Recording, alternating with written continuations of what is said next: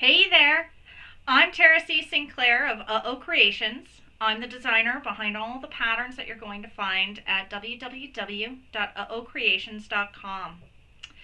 I'm a true advocate when I make my bags of adding details that you won't find on a manufactured bag, such as a contrast top stitching. So today I want to talk to you and share some tips and tricks with you on how I do my top stitching and how I get really consistent and great results on my BERNINA machine. The most important thing though is understanding the tools that you're using. To start with, on my BERNINA I do use the straight stitch or the triple stitch, which is stitch number 6 on my BERNINA 570. Both of those stitches I increase my stitch length to around a 3.5. Your normal stitch length for sewing things together is around a 2.0 to 2.5, which is a personal preference thing. So I do increase my stitch length to 3.5, and I like to use a blind stitch presser foot, which is number 5, because it has this guide right in the center of the foot that I can press the seam against or the edge of my fabric against, and then I shift my needle all the way over to the side so that I get that consistent 1/8 inch stitch. So I'm going to show you how that works today, but first let's take a second and talk thread and needles. To start with, your thread and needle choice should be dependent upon your materials of choice. If you're making an all cotton bag using quilting cottons, using a polyester or cotton thread is exactly what you want to do. I do normally use a 40 weight cotton thread because that's what I have in my stash. I have been known to use a 50 weight because I have that color handy and I want to use it. There is no right answer. There are what works for you. I also tend to increase my needle size depending upon the number of layers that I'm going through or based upon the density of the materials I'm going through. So in the case of an all cotton strap, even if it is 4 layers plus 4 layers of interfacing, I'm still going to use a standard universal needle, nothing fancy. And I'm going to make sure the needle size is equivalent with the thread size that I'm using. The other item to note is if you're going to a vinyl or cork or a heavier material like that, increase your needle size. Once you do that, you're going to find that you'll get fewer skipped stitches and fewer points of difficulty in feeding it through your machine. That bigger needle size is going to poke a larger hole in the fabric, allowing it to go through more materials and catch the thread and bring it back up. So it's really important that you consider the material, the number of layers, and the thread size even before you talk about needle size. A universal needle is perfectly acceptable for bag making. I do tend to use a Microtex frequently. It's sharper, and so therefore with the layers I'm going through can poke through those materials a little bit better. Every so often, if you're going through a number of layers and you find you need to increase that needle size to get the past skipped stitches or get through your materials, you can go up to a jeans needle or a top stitching needle, even a quilting needle, because that's meant to go through multiple layers. So let's hop right in and talk about doing that top stitching on this machine. One of my biggest suggestions for bag makers is whenever possible, use a guide to get straight stitching. When I do a lot of my top stitching, I'll use this Edgestitching Foot. It's also sometimes referred to as a stitch in the ditch foot. What you're seeing here is a guide on the front going straight down the center of your seam or along at the edge of a piece of fabric. inside the foot, you can see that metal guide continues all the way along down the center of the foot. There's a little hiccup in that guide to allow for your needle to go straight inside there. Let's install this foot.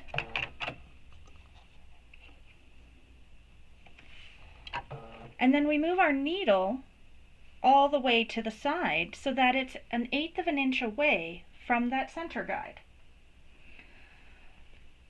We're then going to use that center guide right up against the piece of fabric and allow our needle to stitch 1/8 of an inch away.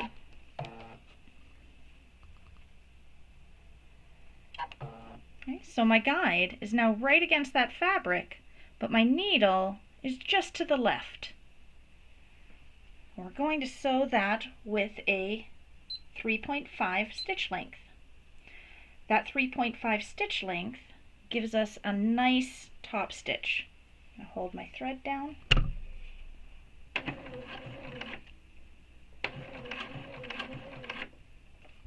And take my clips out as I go.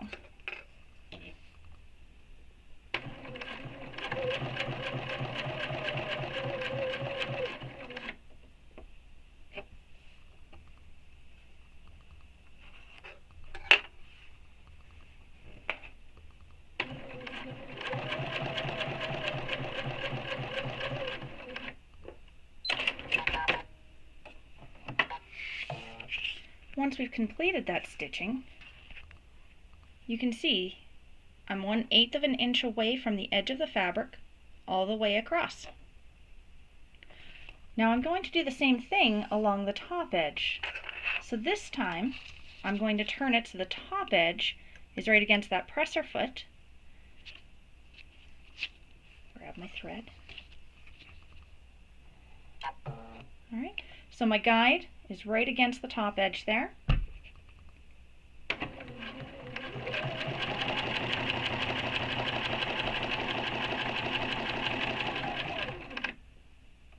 So much easier when there's no clips in the way.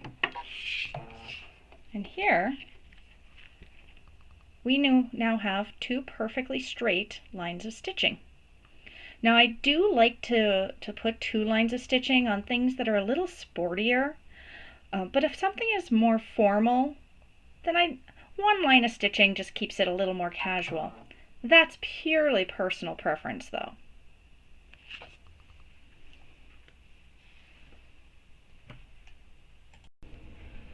Another thing you can do with your top stitching is use a decorative stitch and have some fun with it.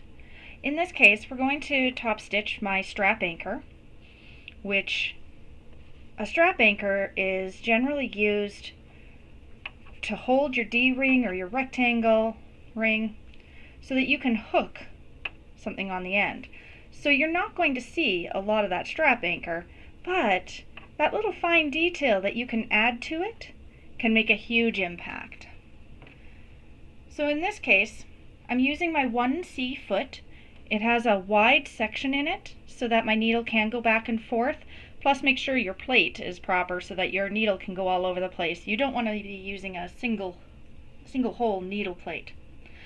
And then I'm going to scroll through all those fancy stitches until I find something that looks like fun. So in this case, I've selected stitch number 10 on my Bernina 570. I've then made the stitch a little wider by going to a 6.0 width, and then I've stretched the stitch out a little bit, so I'm using a 2.1 stitch length. Now test this on a scrap first. That's pretty key here. You don't want to mess up your piece. You're then going to allow the machine to do the work. So use your hands as guides, but allow it to feed the fabric back and forth, because those decorative stitches do a lot of moving and you don't want to interfere with that.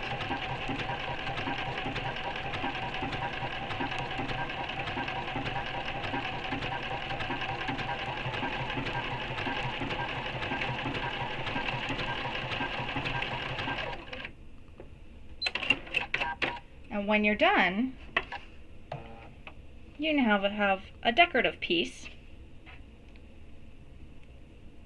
as your strap anchor here. Don't be afraid to use your fancy stitches and do something slightly different with them. We have a lot of stitches. Try them out. When top stitching a strap or a long piece of fabric or something straight, I always do love to use that blind stitch foot. When I'm doing a strap, one of the key things is making sure it's well pressed so that nothing is going to shift out of place. But the other challenge I have is the fabric shifts at the front or maybe at the back a little too much for my liking. So one of the things I like to do is either with tape or some post-it notes, I'm going to take that back off and give myself a guide. So straightening my strap, toss that and stick it down, and now the sewing practically does itself for you. The guide at this point just comes from ensuring you're back here correctly.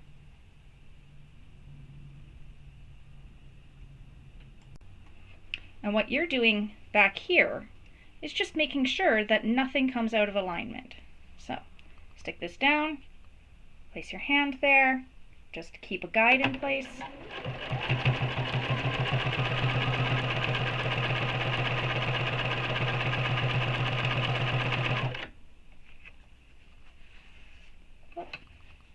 Allowed it to shift.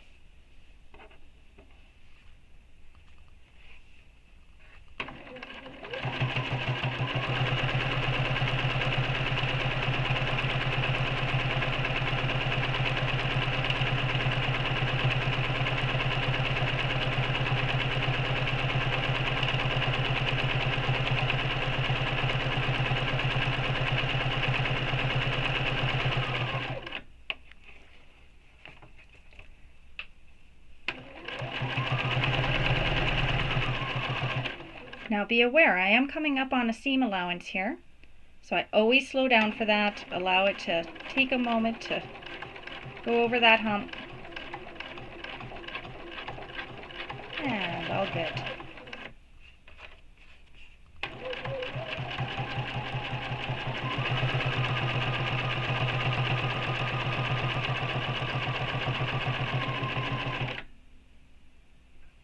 And back at the beginning. Then we can repeat on the other side of my strap.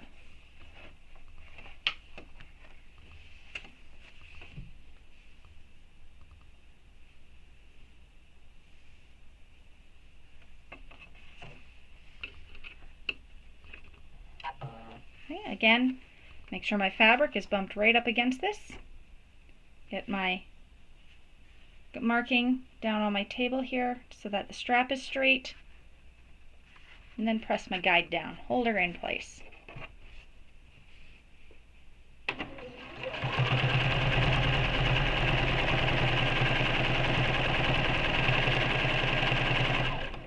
Approaching that seam again.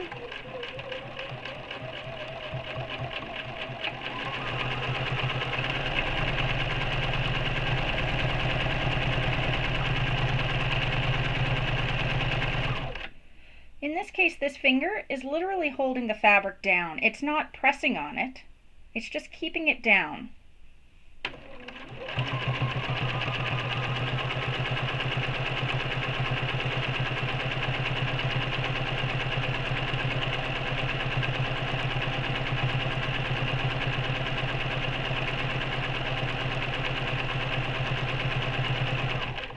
Coming up on the finish of this seam.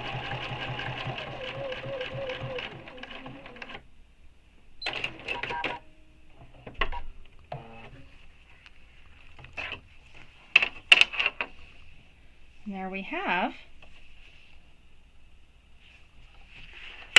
some very straight seams for our top stitching.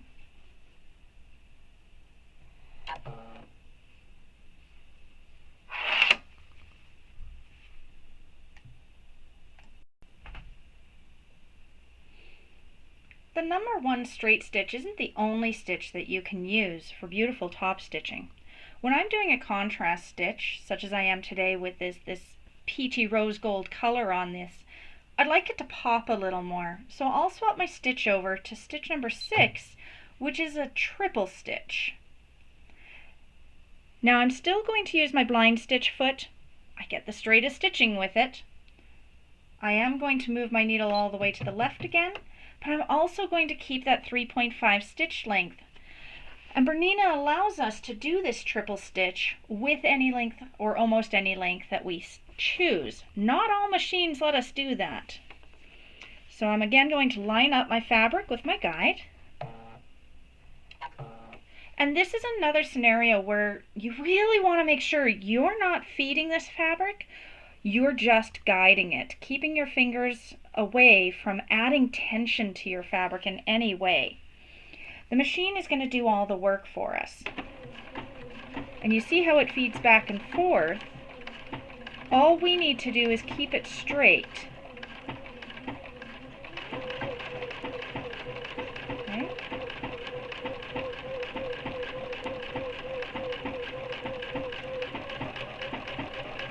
It takes some time and patience to perfect this.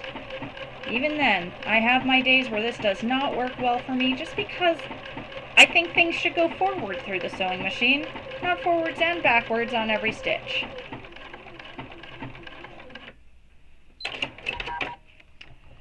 However, it gives you this beautiful heavy top stitch, almost regardless of what thread you're using. This thread is an Aurifil 40 weight cotton thread, and it shows up beautifully with that triple stitch. So now that you've seen how I do my top stitching and how I play with the settings on my machine and the tools I have at my fingertips, I hope you can take some of these tips and apply them to your sewing as well. They are by no means the only way to do things, and even I'm learning more tips and tricks every single time I sit down at my machine. But thanks for hanging with me, and happy top stitching!